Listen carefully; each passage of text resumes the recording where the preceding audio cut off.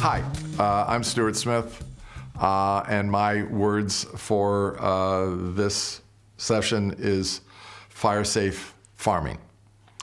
And I feel very strongly about those of us, especially in the mountains, need to constantly be aware of fire and how it works our vineyards.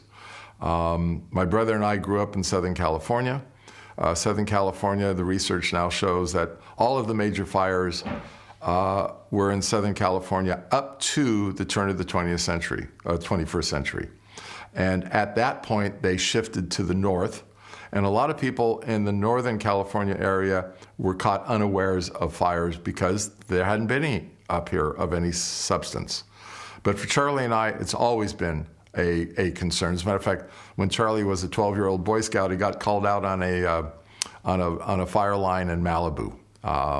So it's been there.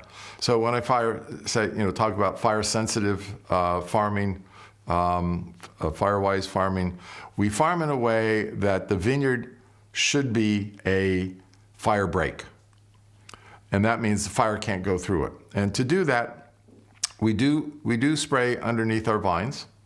I make no apologies for that. And I do it in a very sensitive way. I don't spray until about the first week in March, first or second week in March, because I want the cover crop underneath the vines to grow up to a certain height so that when they die down, they lay flat and they are there to protect the soil with the first big rains or two that come through. And then the seeds get up and going again. The other one is that we've been non-till. I think I can safely say this. I think we were the first non-till vineyard in Napa County. I did some work for the old Soil Conservation Service. We tried some different seeds up on the mountain to see which seeds might be considered the best seeds for a cover crop, for a permanent cover crop.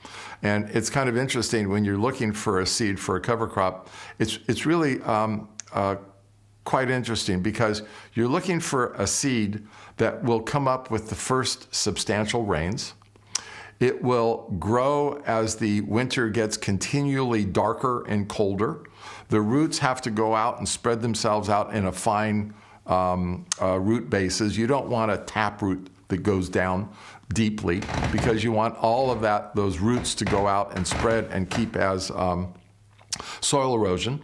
And then you want it to seed out, to head out, to reproduce early on into the growing season. Because if you have, let's say, crimson clover, which is a beautiful clover, it turns a bright red, but it only turns a bright red in late May, early June.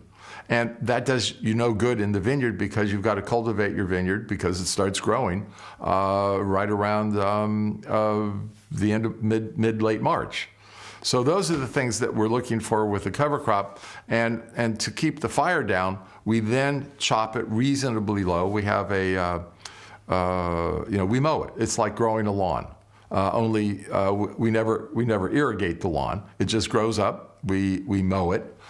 We keep it about an inch or inch and a half high.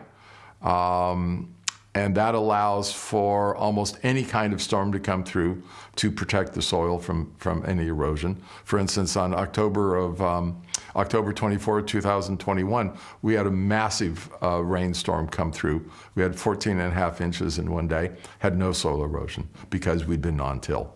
Then the other one is that if at some time, like in 2020, we're in a drought, and it's a fire-sensitive day, in other words, a red flag warning, we might consider to go out and disc our avenues so that we can keep the fire at an abeyance. And then with more or less a clean strip underneath the vines, there's not enough material there to burn, so it acts as a fire break. We have the avenues cut. We've moved all of the fuel away from the fence. So in the 2020 fire, as an example, I like to describe it as that we were a island in a sea of incinerated forest. I don't think we lost a single vine. There were maybe 30 vines that their leaves got scorched in the Merlot. And this is just one of those things that we have to plug into in present day farming. For those of us in the hills. Now, if you're down in the valley floor, you can probably sleep through it all. But for us on the mountains, everything depends on keeping the fire at bay. And it's something that I've known for years and years and years. In fact, the first letter I ever wrote to the St. Helena Star about land use, there were people attacking my project. And I said, look, we're going to have checkerboards of vineyards in the mountains, and this is going to be good to help the fire mitigate itself, to mitigate the fire. So fire-safe farming, I think, has to be in the forefront of every mountain grower's consciousness.